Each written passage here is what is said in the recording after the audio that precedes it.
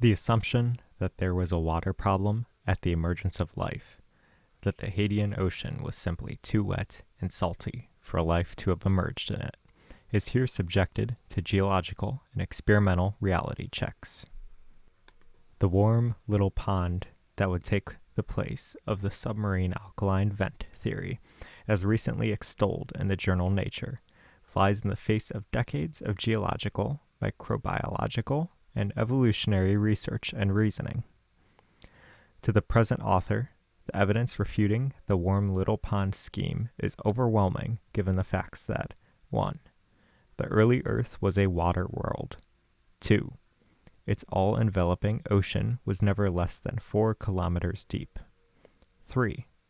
There were no figurative Icelands or Hawaiis, nor even an Ontong Java. Then, because 4. The solidifying magma ocean beneath was still too mushy to support such salient loadings on the oceanic crust.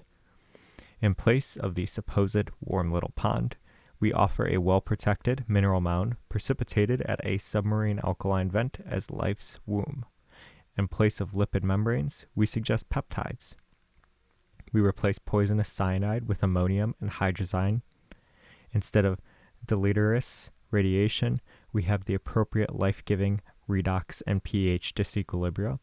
And in place of messy chemistry, we offer the potential for life's emergence from the simplest of geochemically available molecules and ions, focused at submarine alkaline vent in the Hadean. Specifically, within the nano-confined flexible and redox-active interlayer walls of the mixed valent double-layered oxyhydroxide mineral, fulgurite, green rust compromising much of that mound.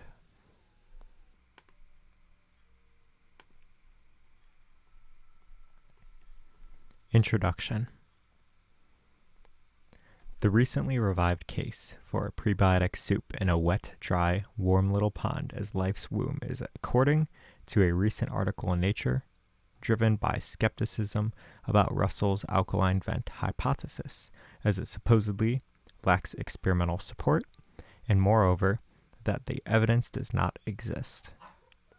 By contrast, chemical experiments that simulate surface conditions have made the building blocks of nucleic acids, proteins, and lipids.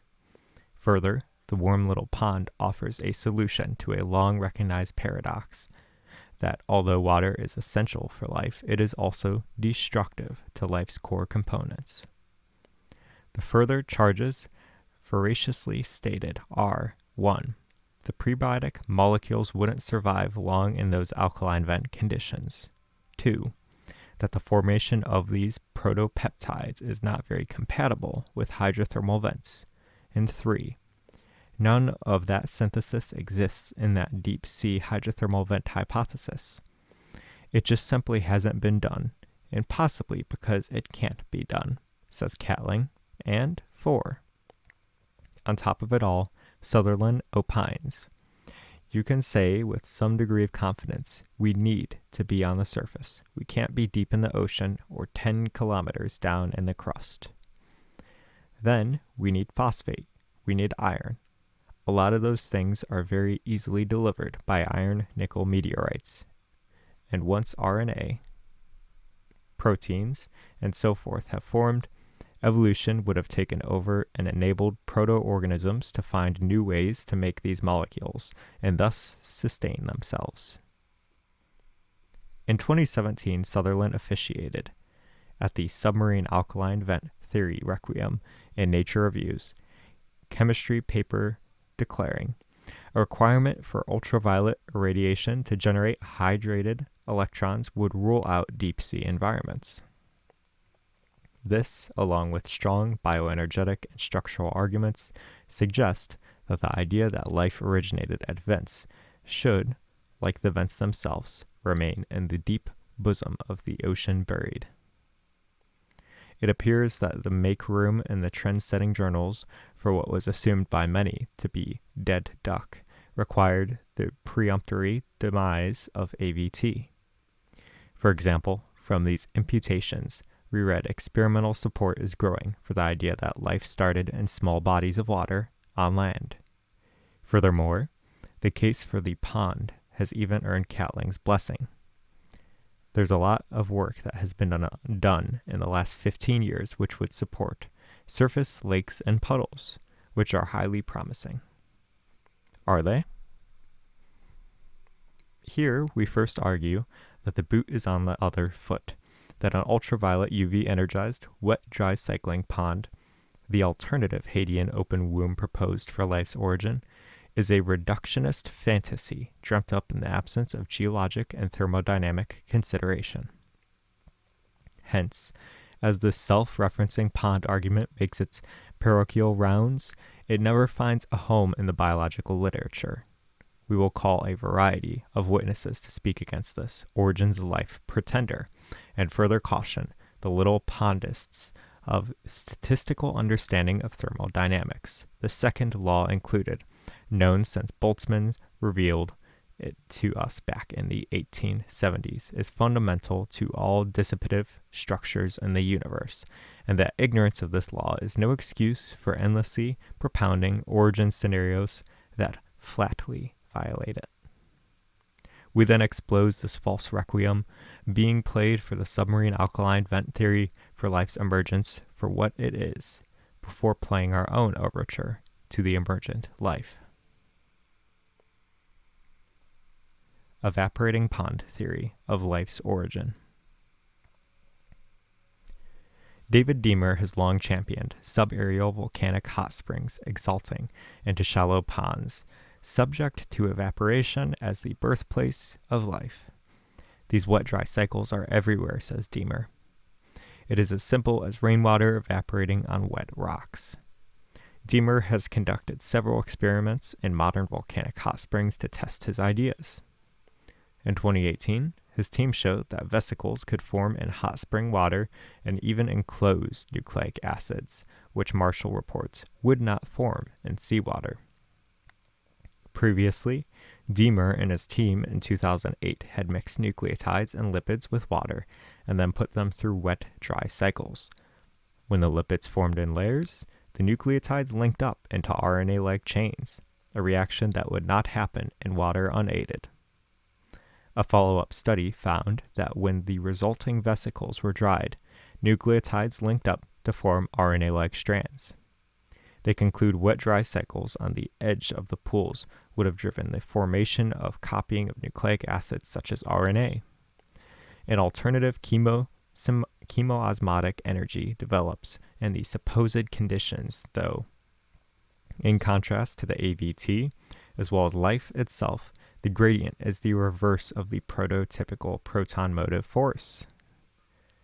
The disequilibria in their model is provided by reduced sulfur compounds inside the lipid vesicles, the electrons from which are then transported through the membrane by the diffusion of quinone carriers present in the Murchison meteorite as they make their way to ferrocyanide acceptors on the outside. As mentioned, protons are also released in the process, producing an acidic interior and substantial gradients over 2 pH units. Like Deamer, Fenkel, Pinter, and collaborators argue that wet-dry cycles are crucial.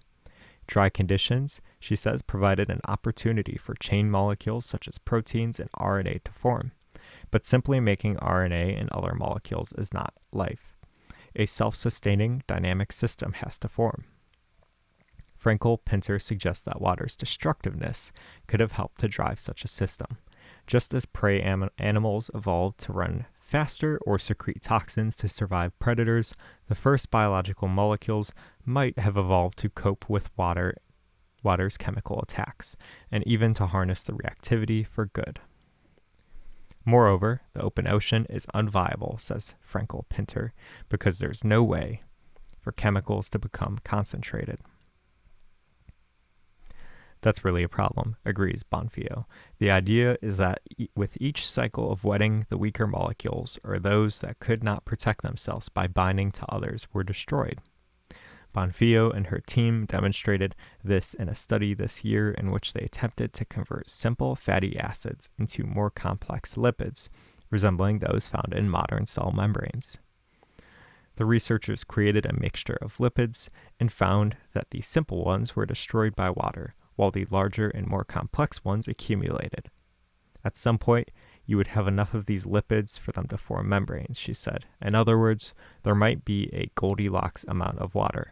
Not so much that biological molecules are destroyed too quickly, but not so little that nothing changes. Although wet-dry cycling has been around since at least the 1970s as a proposed prebiotic mechanism for polymerizing amino acids, a similar struggle, but with RNA, led to the reopening of Darwin's casket for the resurrection of a pond theory. However, that casket was empty. In a careful considered footnote to his Origin of Species of 1872, Darwin wrote, "It is no valid objection to the theory of natural selection that science as yet throws no light on the far higher problem of the essence or the origin of life." Nevertheless, the literature favoring wet-dry cycles is burgeoning. One example is the polymer fusion model proposed by Hudd and his collaborators. Appealing to the reintroduction from the extant RNA molecule, the penultimate member of a continuous series of polymers, they suggest that its ultimate precursor was made from primeval prebiotic hypothetical pre-RNAs. These plausible entities were assumed to exist in the Hadean and were put together from the organic building blocks of life supplied by chondritic meteorites or Miller-Urey prebiotic reactions in drying pool or drying lagoon. My grandfather's axe is the pedagogic metaphor called upon to indicate how the ready-made primeval prebiotic hypothetical pre-RNAs assumed to exist in the Hadean comprised of 1. Recognition units or bases, 2. Trifunctional connectors, ribose, and 3. Ionized linkers like glyoxylate. The true and pure forebears of RNA and DNA come to be, but the metaphor, like the scientific assumption contained in the body of their paper, falls short in just invoking the immediate past, for our paleo-grandfather's axe, unlike granddad's, were handheld and made of flint. In opposition, we reiterate that the only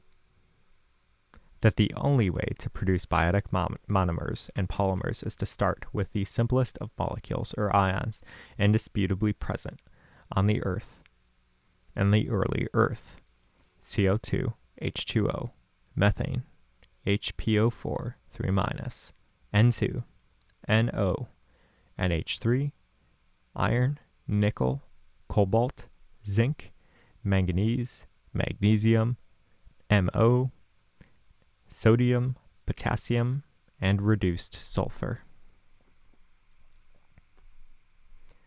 Top-down attempts to mask or muzzle AVT have now been joined by von Kranendonk and colleagues. Bottoms-up presentations of geological evidence for AVT's supposed passing. The water problem is front and center of their argument, a prejudice that harks back to Shapiro's 1986 isolating assertion, "The enemy is water." The von Kranendonk preferred scenario is for a site which has the advantage of wet-dry cycling and greater chemical complexity achieved through additional air/volcanic gas rock and air-volcanic gas-water interactions, an informing exchange between the numerous chemically viable pools that typify hot spring systems, in addition to the acidic conditions required to form lipid membranes. To gather support for their preferred model, Van Kranendonk et al. Explored deep time in search of amenable conditions for their origin of life. It so happened that a 3.5 billion year old anoxic hot spring setting from the Pilbara Craton in Australia revealed that its hydrothermal veins and compositionally varied pools and springs concentrated all of the essential elements required for prebiotic chemistry, including B, Zn, Mn, and potassium, in addition to carbon, hydrogen, nitrogen, oxygen, phosphorus, and sulfur. Their argument espouses temporal variability, seasonal to decadal, together with the known propensity of hot springs for wet-dry cycling and informational exchange, and suggests that this would lead to innovation pools with peaks of fitness for developing molecules. But this geological scenario falls short of life's likely onset by nearly 1 billion years and is no more relevant to other such sites. Dirty chemistry. The struggles to satisfy the RNA world hypothesis in the pond brought about the concept of dirty chemistry. This requires a myriad of organic molecules derived from the Earth's atmosphere or extraterrestrially to self-organize themselves somehow into metabolic cycles, thus supposedly explaining how wonderful life originated. Ignored were the earlier entreaties of Schrödinger and Prigogine to understand that, as history itself painfully teaches us, order can only be derived from order or fluctuations therein. Nor is this what we might call a hypothesis of least astonishment. Neither more nor more onerous causes are to be assumed than are necessary to account for the phenomena. Dirty or messy chemistries advocates generally call on lipids as the first requirement to establish a cell. For example, Diemer and Barchfeld studied how lipids, another class of long-chain molecule, self-organize to form the membranes that surround cells. Diemer and Barchfeld first made vesicles, spherical blobs with a watery core structure surrounded by 2 lipid layers, then dried the vesicles, and the lipids reorganized into a multi-layered structure like a stack of pancakes. Strands of DNA previously floating in the water became trapped between the layers. When the researchers added water again, the vesicles reformed, with DNA inside of them. This was a step towards a simple cell. Interesting physics and chemistry? Maybe. But again, it avoids the problem of DNA's ultimate source. Other experiments said to support this heterotrophic origin of life have been made or argued for by all of these said authors. In a similar vein, Pauner and collaborators argue that some stage in the origin of life in informational polymer must have arisen by purely chemical means.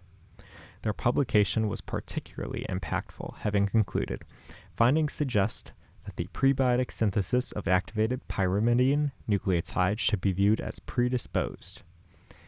In order to demonstrate the variety of this statement, they produced such pyrimidine nucleotides using what they deemed to be plausible prebiotic feedstock molecules, such as cyanamide, cyanoacetylene, glycoaldehyde, glyceraldehyde, and orthophosphate.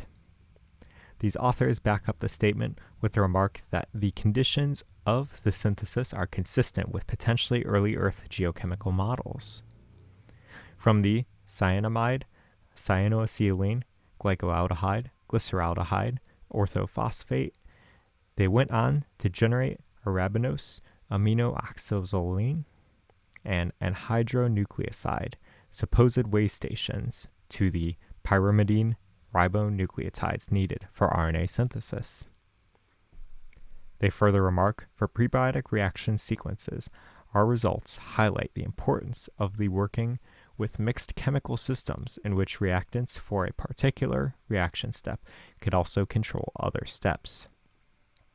Although an organic phosphate is only incorporated into the nucleotides At a late stage of the sequence, its presence from the start is essential as it controls 3 reactions in the earlier stages by acting as a general acid-based catalyst, a nucleophilic catalyst, a pH buffer, and a chemical buffer, on the way to generating 2 of the 4 nucleotides that comprise RNA, starting only with highly concentrated aqueous solutions of phosphate and 4 simple carbon-based chemicals and cyanamide.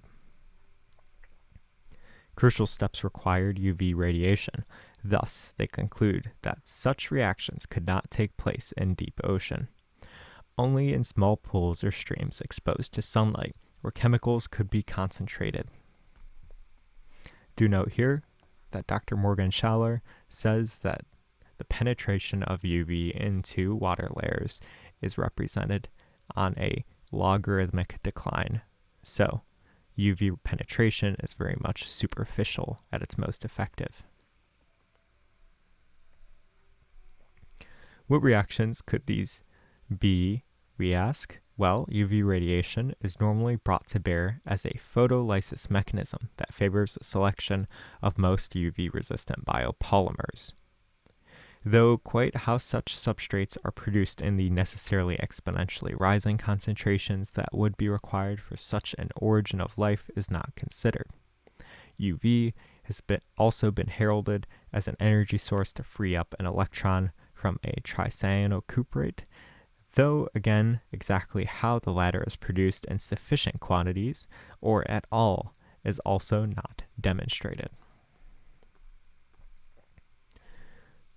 The Earth's volatile sphere is simply too oxidized to support a substantial source of that poison. In spite of this knowledge, Damer and Deamer suggests that the gels might make a good ambient environment for such chemistry, requiring, as they do, low water activities. They further report that Sutherland's team has since shown that the same starter chemicals, if they are treated subtly differently, can also produce precursors to happen in water unaided. Other studies are pointing to different proteins and lipids. They also appeal to cyanide salts, those well-known poisons, pity the poor peroxidins, where these reactions might have taken place if water containing these salts was dried out by sun, leaving a layer of dry cyanide-related chemicals that was then heated by, say, geothermal activity. We wait with bated breath to hear of similar order from disorder activated chemistry, perhaps to be revealed by NASA's JPL Perseverance on Mars. But to all this is wishful thinking dreamed up in an RNA penthouse without solid foundations and no visible means to support and the moderately oxidized and completely flooded surface of the Hadean world. Nevertheless, as the speculation has such a grip on the origin of life community, we give it the time of day next. RNA DNA-ology. Sutherland's team, using energy from sunlight, has recently produced the building blocks of DNA from high concentrations of photoactivated cyanide, HCN, cyanoacetylene, CH3N, and hydrogen sulfide, H2S. Something previously thought implausible.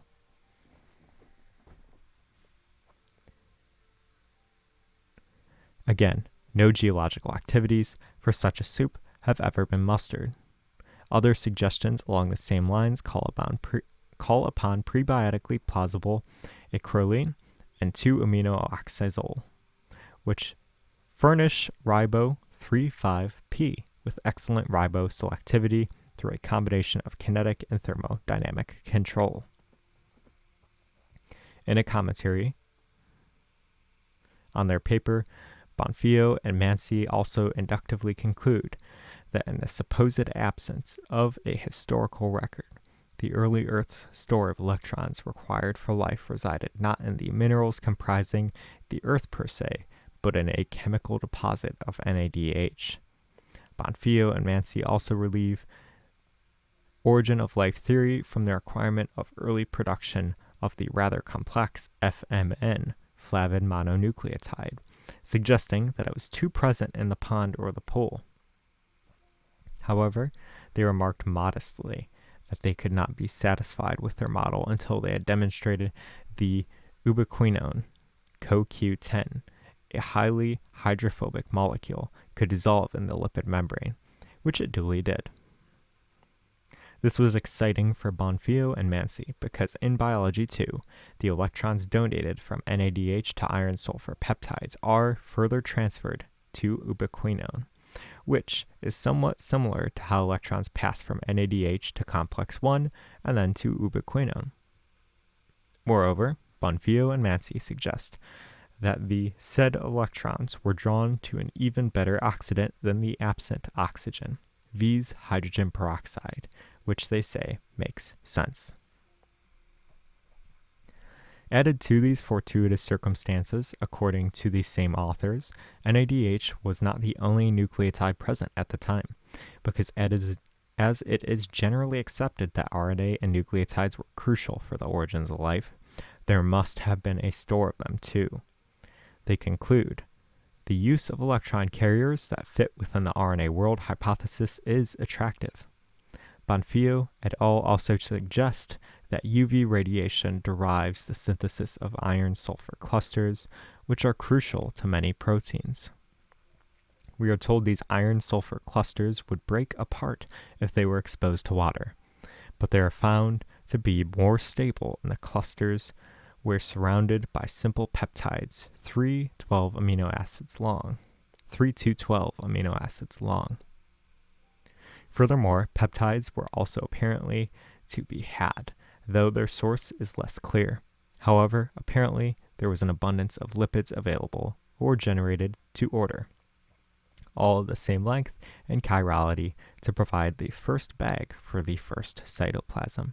Added to this, Bonfillo and Mansi opine iron-sulfur peptides either engaged in reactions that immediately generated a pH gradient or dumped these electrons on immediate polyaromatic electron carriers, which would have allowed for a simple proto-metabolism to form in a way that was open to further development.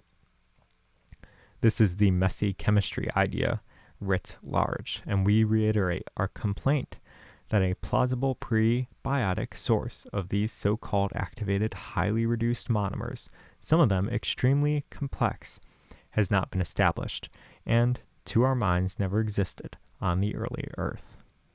Moreover, the always present issue of waste disposal, the entropic pull, is not addressed. AVT critiques the false requiem.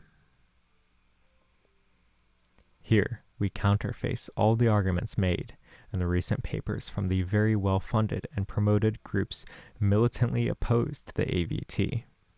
One of these papers offers the advice, don't try to prove an idea is right. Instead, try to falsify it. Fully cognizant of Popper's reason and refutation, this has long been our own mantra, though notably unshared across the community. As an example of good faith, Branscombe and colleagues wrote arguably the key virtue of the alkaline hydrothermal vent model as a scientific hypothesis regarding the initial steps of the emergence of life is its essentially unique vulnerability to disproof. It places all of its chips on the claim that certain naturally arising but experimentally reproducible geochemical circumstances do produce castles of mineral cells in which three key undeniable life-like chemical disequilibria are abiotically generated and maintained. If it proves not to be possible to experimentally substantiate these conjectures, then we may expect interest in the theory to wane. Furthermore, falsifiable predictions of AVT were listed in Russell that would, if demonstrated, reveal embarrassingly missing links or even leave the AVT as just one more causality, just one more casualty of the general theory of natural rejection. We look forward to similar commitment and clarity from the wet-dry polymerizing pond people. However, we do admit to being impressed over the one prediction made by this group, viz. Dimitar Seslov promise that Harvard University will soon have the equivalent of a living in the lab at the chemical level. We will be particularly interested to hear what bearing such an artifact might have on the putative first universal ancestor, its evolving progeny, and the geochemical, geophysical disequilibria responsible for its emergence. One prejudice held against the AVT is owed to the denial of the known Hadean conditions by those who would attempt, as mentioned in the resuscitation of Darwin's off-the-cuff remark in a letter to Joseph Hooker, now known in tabloid speak as Darwin's warm little pond. In contrast, the AVT is built solidly in acknowledgement of the geological, geochemical, and geophysical conditions on the early Earth, as assembled by countless scientists. The reintroduced mineralogy of the early Earth cannot be dismissed merely by writing. It is uncertain whether these minerals were available on the prebiotic Earth. To counter this statement, we present in Table 1 all of the evidence pertaining to our contention that the rocky surface of the Earth was always submerged in the roiling Hadean Ocean. Indeed, we challenge those that would favor the putrid pond idea to counter all of these aspects of the Hadean Earth listed in Table 1. A world so different than today's that it is wiser to think of it as a different planet.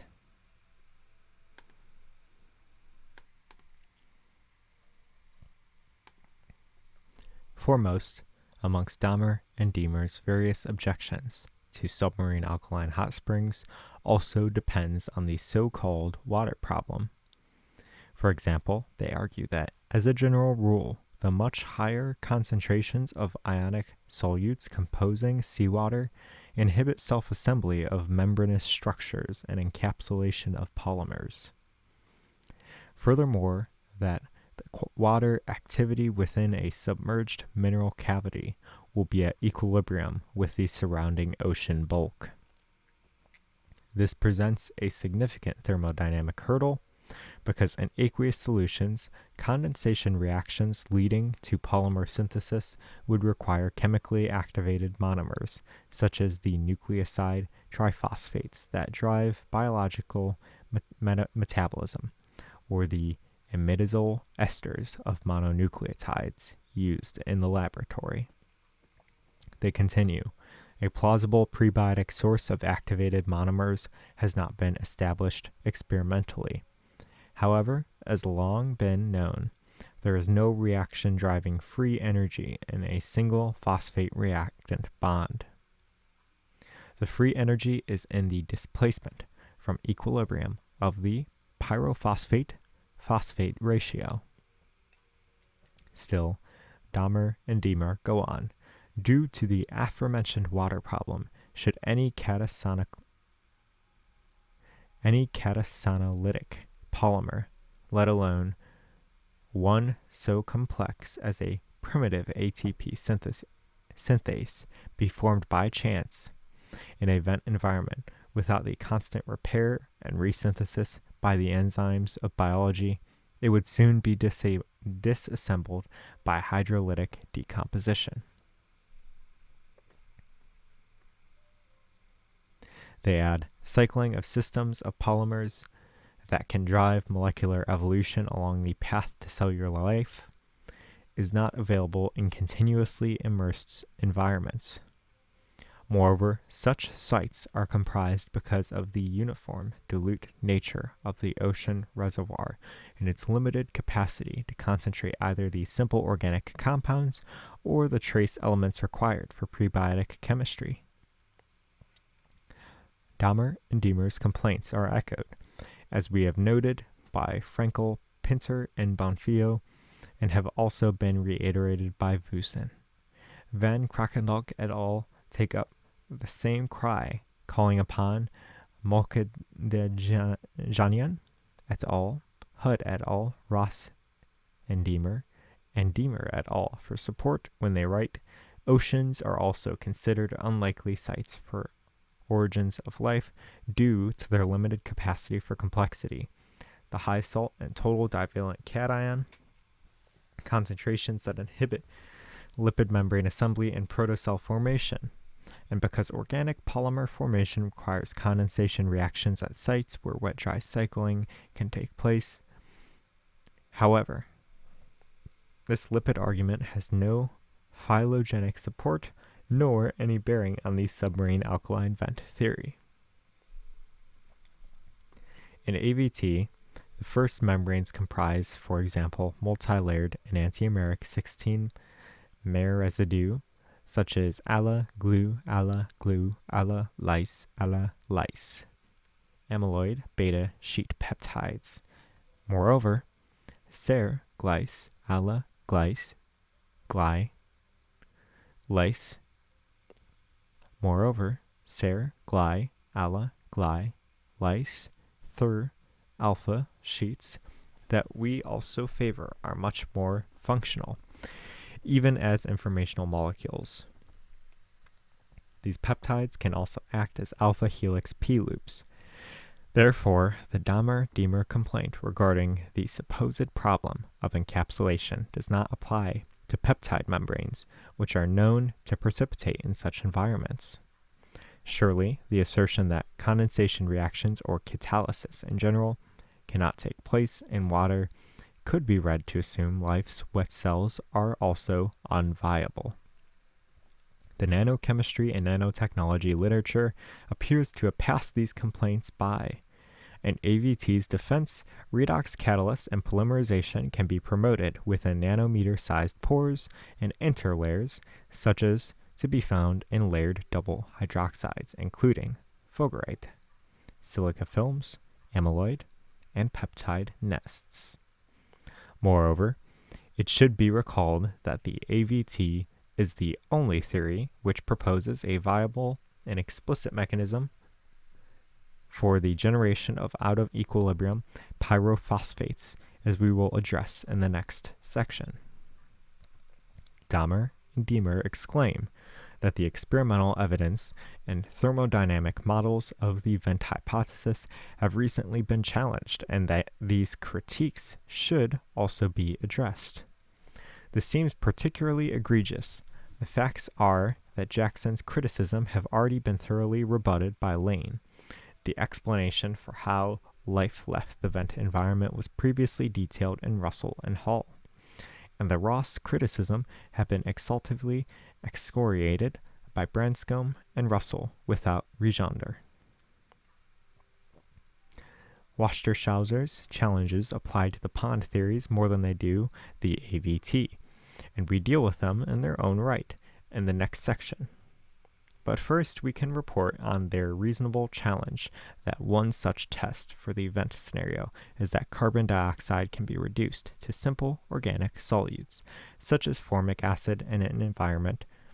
Such a test has now been experimentally demonstrated both in serpentinizing environments and the vent environment. A further directive is that hypotheses for origin of life must also propose that a cell-sized compartment is able to maintain sufficient concentrations of reactants so that metabolic reactions can be initiated.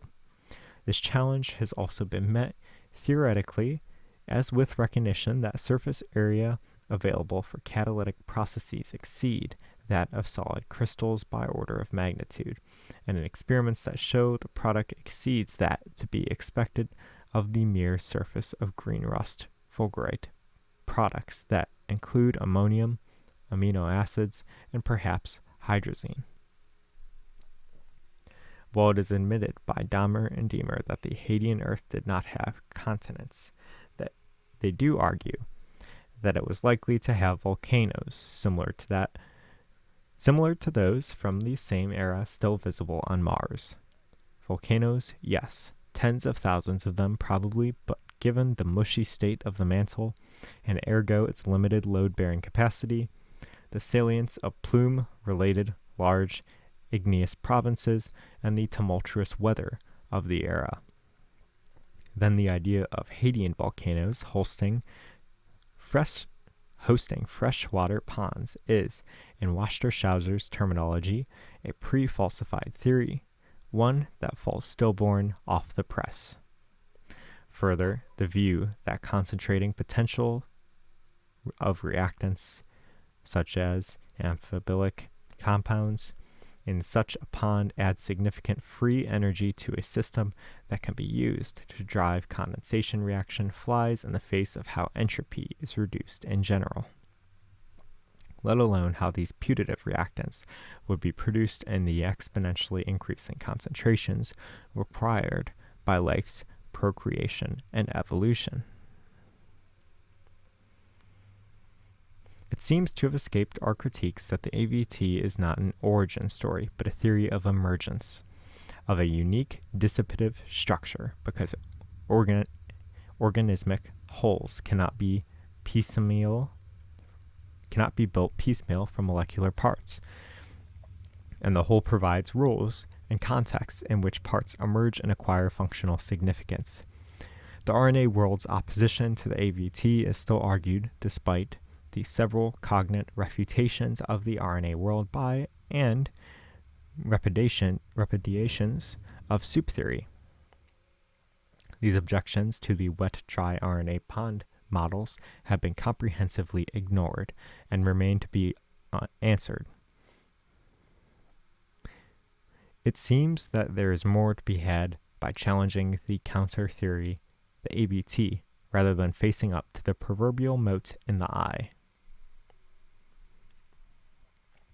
In the Dahmer-Diemer critique, we further read not only that the AVT could not survive the dilution of organic molecules that inevitably would occur in a global salty ocean, but also that seawater is still too salty to let lipids come together to form membranes, and threatening the stability of any of those that threaten the stability of lipid membranes. However, to counter this view, Jordan and his co-workers have demonstrated the viability of lipids to do just that. Though they do not specify a lipid source, Dahmer and Diemer carry on with the suggestions that the cycling of systems of polymers through distinctive dry, wet, and moist phases will drive molecular evolution along the path to cellular life, a process that is not available in a continuously immersed environment. It is noteworthy here to emphasize that notwithstanding the textbook diagrams showing lipids to dominate the cell membrane, they barely constitute 20 to 30% of these structures. That role is mainly taken by the proteins. The remark is also irrelevant to AVT anyway, as lipids in archaea and bacteria have opposite chirality, and the split is likely to have been after the last universal common ancestor, Luca. Nevertheless, we read that the submarine hydrothermal vents represented in a latter adaptation for extremophilic microbial life that can thrive in conditions vastly different from these clement pools where life began. This tempts us to ask the same question, but by the poet in the biblical book of Job, have you descended to the spring of the sea or walked in the unfathomable depth? Have you descended to the springs of the sea or walked in the unfathomable depth? Have you? This tempts us to ask the same question, put by the poet in the biblical book of Job. Have you descended to the springs of the sea or walked in the unfathomable deep? Have you comprehended the vast expanse of the world?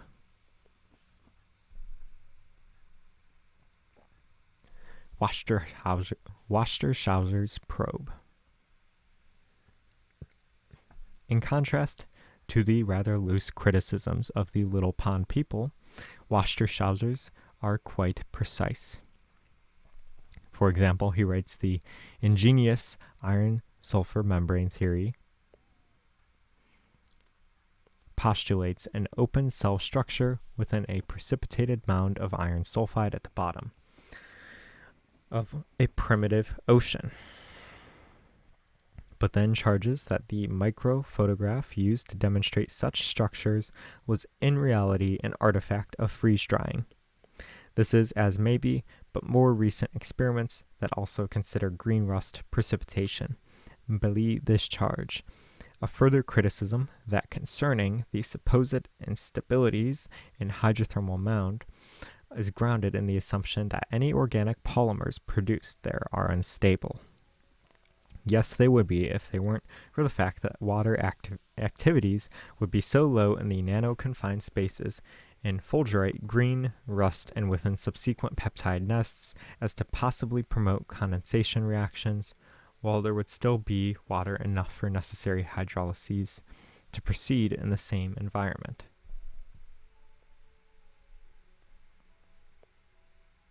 With respect to the mineral membranes in general, Wasserschauser also doubts that they could hold a pH gradient sufficient to drive, for example, phosphate condensation and an approximation of the proton motive force as well as delta EH sufficient to drive other proto-metabolic processes.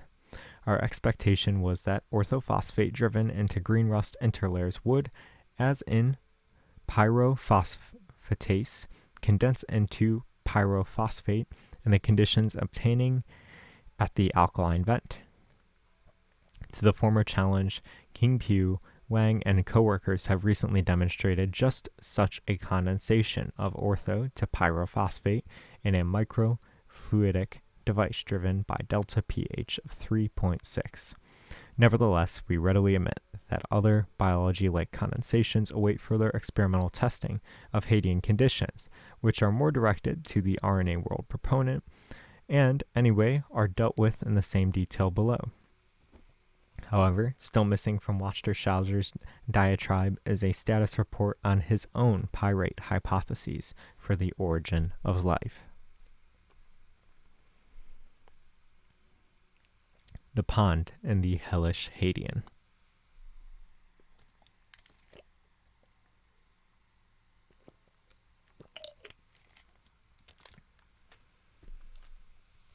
Pace, Sleep, and collaborators, and Dahmer-Diemer's opinions. There were no clement surfaces or clement ponds to be had on the surface of our Hadean planet. That younger water world impacted by high-energy UV, X-rays, meteorites, and asteroids was no place to conceive and succor life. On the contrary, that young world was spinning at such a rate, a day likely lasted less than 8 hours, and the moon was so close to the engender perpetual hurricanes, endlessly roaring tens of meters high storm waves, and rapid tidal oscillations in an ocean with twice the present volume. However, we read in Dahmer and Diemer that volcanoes emerging through the global ocean would be the original land masses on the Hadean Earth, analogous to the Hawaii and Iceland, with abundant hydrothermal fields and multiple hot spring systems replenished by precipitation evaporating from the surrounding ocean. The distilled fresh water would percolate into hot rocks and then circulate back to the surface as springs and geysers. Hydrothermal fields provide sources of heat and chemical energy to drive polymerization reactions in films of concentrated organic solutes that would form on mineral surfaces during repeated cycles of wetting and drying. Traveling back to when the universe was only 2/3 its present age, we would be observing a very different planet where surface conditions were unrelentingly tumultuous. Like depth of the Hadean Ocean, the likely depth of the Hadean Ocean was about 5 kilometers, and the mushiness of the upper mantle could not support notational Icelands, or Hawaiis with their supposed tidal pools. Tidal pools, ponds, or landlocked seas as sites for the origin of life. Even so, Carrel opines that a larger ocean exacerbates the biggest strike against the underwater scenario, that the ocean itself would have diluted any nascent biomolecules to insignificance. No mention is made of the autogenic emergence of life favored by scholars of early metabolism and is assumed in the submarine alkaline vent theory, that is, through the generation of organic molecules from the simplest carbon-bearing precursors from the bottom up in the hydrothermal mound precipitated at the alkaline vent.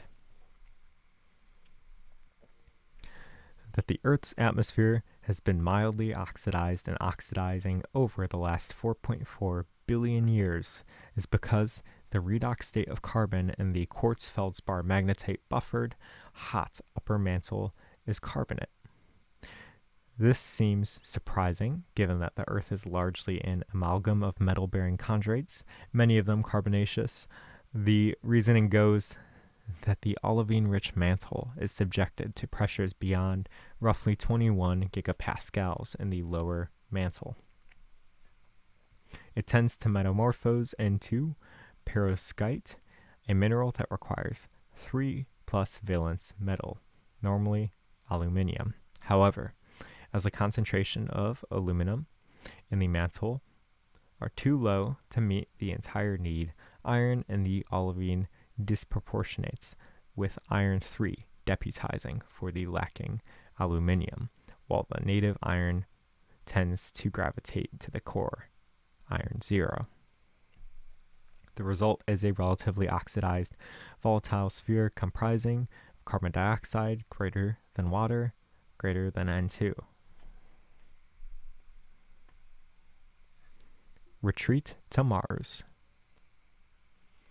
Some of the proponents of the RNA world hypothesis, who recognize the geological, geophysical, isotopic, and magmatic evidence for the early Earth bearing a water world, have retreated to Mars for their favored subaerial intermontane valleys assumed to have sheltered lakes subjected to wet-dry cycling. According to this view, such valleys would have received a high pH runoff from a watershed rich in serpentinizing olivines and eroding borate minerals in which to coset and cook their organic soups. As water evaporated, nucleobases formulated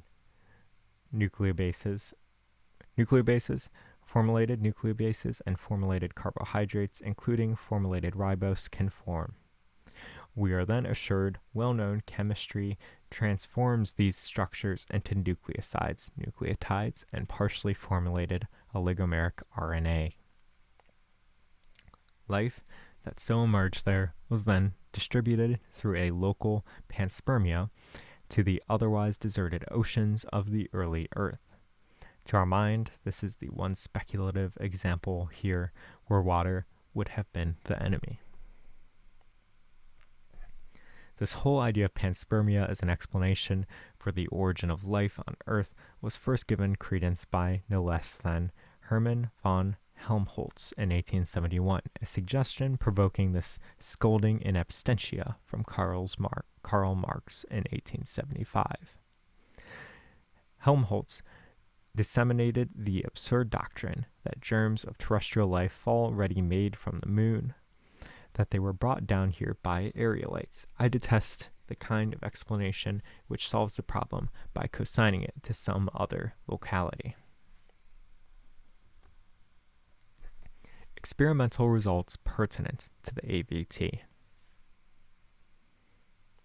How is the AVT faring in the face of Sutherland's assumption that a requirement for ultraviolet irradiation to generate hydrolylated electrons would rule out deep-sea environments?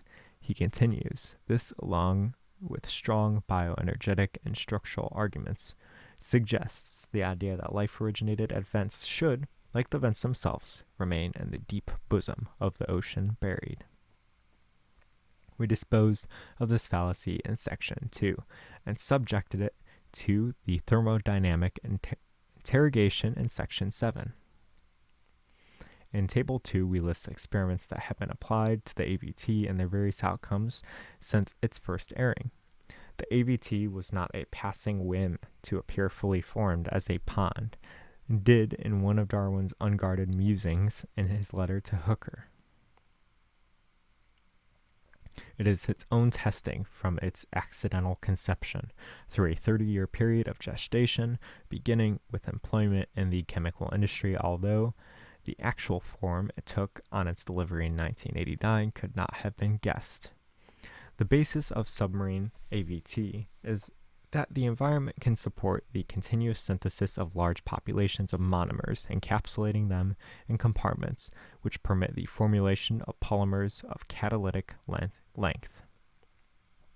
The current experimental focus of the submarine alkaline hydrothermal vent theory is to utilize free energy gradients for the synthesis and metabolic engagement of small organic molecules and monomers, which are precursors to biochemical processes.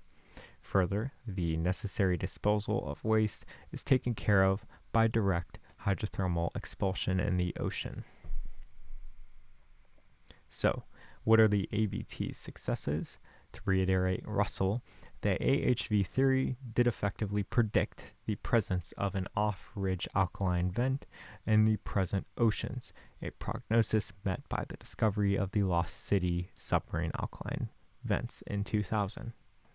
It also explains, for example, why early life did not have to invent such a counterintuitive mechanism as that entailed in Mitchell's proton motive force to drive phosphate condensation, the only theory to do so, how it was supplied with the necessary low entropy C1 feed, how biosynthesis could proceed in a highly irradiated and mildly oxidized atmosphere, and why it was not destroyed by surface catastrophes in the Hadean.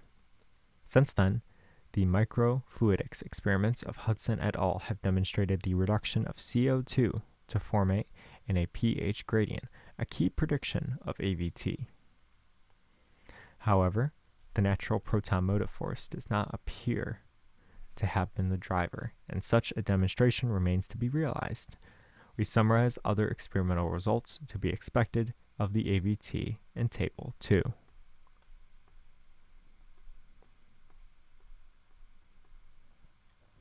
How might the nucleotide penthouse be accessed from the submarine alkaline vent? In a masterly critique of the article by Illusory, Yaki muses on why the primordial soup hasn't yielded the RNA world. This search seems to have been left for later in the manner of ingenious architect in the Grand Academy of Legato, as reported by Captain Lemuel Gulliver and Jonathan Swift's Gulliver's Travels. This architect contrived a new method for building houses by starting at the roof and working down and establishing the foundation at the end of the project. The architect pointed out that among the obvious advantages of this method is that once the roof was in place, the workers could toil in the shade of the hot sun, and at other times he'd be protected from the rain and snow. Thus, the progress of the construction would not be delayed to inclement weather. Although this idea has been approved by peer review, it is still in the research stage and had not yet been put into practice at the time of Captain Gulliver's visit. Yaki continues, following the reasoning of the architect in the Grand Academy of Legato, cites the existence of life as a justification and proof that a primeval soup must have existed. Further, the model proposed, or the origin of life here, is based on a simple assumption, namely that life began with the accidental assembly of a self-replicating molecule in a primeval soup. From this assumption, the emergence of life naturally follows, enabling a new understanding of evolution as a whole. Thus, Illusory and others were not deterred in their beliefs by the fact that the absence of evidence is indeed evidence of absence. All the geological and geochemical evidence demonstrates that the RNA world required ingredients for the Dahmer-Deamer soups, liquids, HCN, CH3N, H2S, H2O2, quinones, ferrocyanide soup, simply weren't available, and those sought by Bonfillo and Mansi, such as acrolein, 2-amino-oxazole, RNA, DNA, NADH, and FMN, were even more outlandish. However, could the submarine geyser help? Duval and collaborators point out that condensation of 2-amino or azinyl radicals will produce hydrazine in the interlayers of hydrotalcite, such as green rust. Hydrazine is an excellent feedstock for production of pyrazoles and imidazoles and other heterocyclic compounds, staging molecules for the nucleobases and the organic enzymes. With this in mind, we compare and contrast the pond theory with the AVT in terms of putatively available free energies in Table 3. The origin of life community. One of the inhibiting factors for the origin of life community is a general reluctance to accept that the emergence of life is a transdisciplinary hard problem. Thereby, there is a tendency to ignore research disciplines outside of the main interest of the researchers. Two significant disciplines that most researchers have an aversion to are those of geology and statistical thermodynamics. In this contribution, we have attempted to explain the geologic conditions at and for life's emergence. For Boltzmannian and thermodynamics, it is applied to the AVT and how pond theorists have failed to come to terms with it. The reader is referred to the references. What is next for the AVT? None of the above criticisms of pond theory and the polemic should be taken to imply that the AVT has no serious issues or research challenges of its own.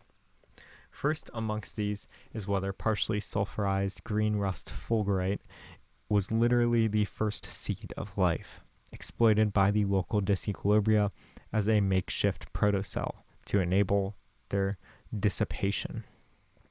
Or was it merely co-opted by peptides generated in the same environment along with iron sulfide, synthesized on site to be exploited as the first multitasking protoenzyme?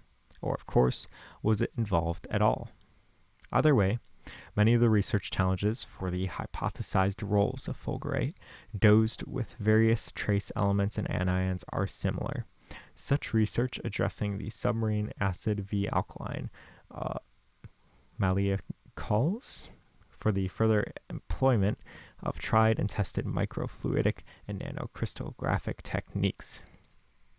We enumerate some possible developments from expectations of and tests for the AVT below. 1. Can the fulgurite green rust interlayers already shown to affect the relatively rapid 8-electron reduction of nitrate to ammonia through edge inward oxidation be recharged from electrons generated at a transition metal-rich hydrothermal vent acting as a hydrogenase through iron-to-iron hopping along the green rust metal oxide layers? Is the green rust battery rechargeable at the vent? 2. While green rust has been shown to be capable of emanating carboxylic 2-amino acids, the next vital and major challenge for the AVT is for a demonstration of condensation of amino acids to short peptides. 3. Could an NO intermediate produced from nitrite at Fe sites within the interlayers of fulgurite oxidize methane to a metal group, CF methane monooxygenase, and the alpha iron alpha oxygen active sites for iron CHA zeolite? 4. What proportion of the chemical transformations produced within green rust interlayers is the result of electrostatic forces, and what is due to directional stresses, and any way are the two coupled? 5. Further are the analogies to be had, for example, between the electrostatic and conformational changes during polar migration within the green rust interlayers to be expected during continuous reductions of nitrate and nitrite, with all changing dimensions of the iron nickel site and nitrite reductase. 6. Does ferric polarons and general act to pump anions peristatically into and or through the green rust interlayers, as well as pump nutrients through and toxins of uncooperative molecular wastes out of the system? 7. In the same vein, can low pH local acidity drive the condensation of orthophosphate to pyrophosphate to high disequilibria at the edges binding sites of fulgurite galleries, where the entropic state and water activity are low in the manner to be expected of the core bioenergetics? If so, can immediate hydrolyses leverage trapping of condensation reactions at the neighboring oscillating binding sites, i.e. can macromolecular green rust affect alternating independent coupling as in the binding change mechanisms that are known to operate in enzymes such as the proton pyrophosphates? Phosphatases. 8. Would a similar process result in the condensation of NH2 radicals to N2H2 hydrazine, a step heterocyclic redox molecules and other nucleotides, and the nucleotide world? A step 2 heterocyclic redox molecules and other a step 2 heterocyclic redox molecules and the nucleotide world? 9. Can the putative escapement mechanisms and information ratchets in the first green rust fulgurite nano engines of life referred to above work to produce the asymmetry and the irreversibility in a system necessary for life's emergence? It's climbing the steps that's hard. 10. In AVT, information transfer would have emerged, coupled to proto-metabolism in materio in the green rust fulgurite interlayers, a fertile research area that begins to converge with the research and emergence of intrinsic computing, nanoscience, and nanotechnology.